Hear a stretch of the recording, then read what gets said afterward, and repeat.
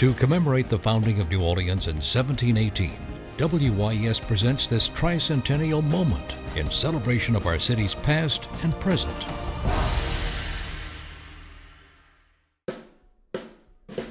So Storyville closes in late 1917. And what ends up happening is that in the lead up to World War I, federal officials become very concerned about not just the behavior but the health of the young men who go to Army and Navy bases and who will then be shipped out to Europe to participate in World War I. And so there is an emphasis on wholesome entertainment for them. And both the departments of the Army and the Navy set up regulations that say there can be no regulated prostitution district within 5 miles of any Army encampment or Navy base. And in New Orleans, where there are both those kinds of installments, Storyville then becomes controversial. And Martin Berman, the mayor of New Orleans at the time, actually goes to Washington, D.C.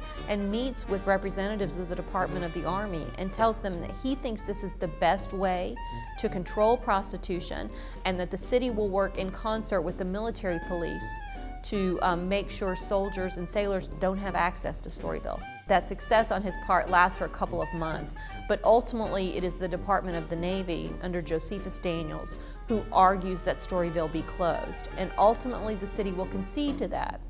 And they concede to that because they understand the importance of having Army encampments and naval bases in the city of New Orleans. It is an important part of debarkation for troops going to Europe. Prostitution continues, not just in that neighborhood that had been Storyville, but elsewhere. And accommodation is made, sometimes surreptitiously, for soldiers or sailors to sort of rent civilian clothes for an hour or two and still visit these brothels.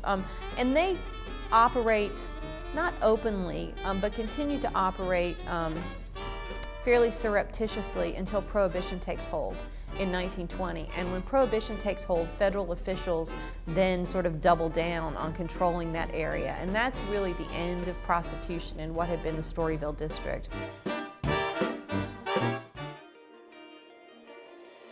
WYES's New Orleans Tricentennial Moments are brought to you by the Miro Foundation and presented in association with the Historic New Orleans Collection.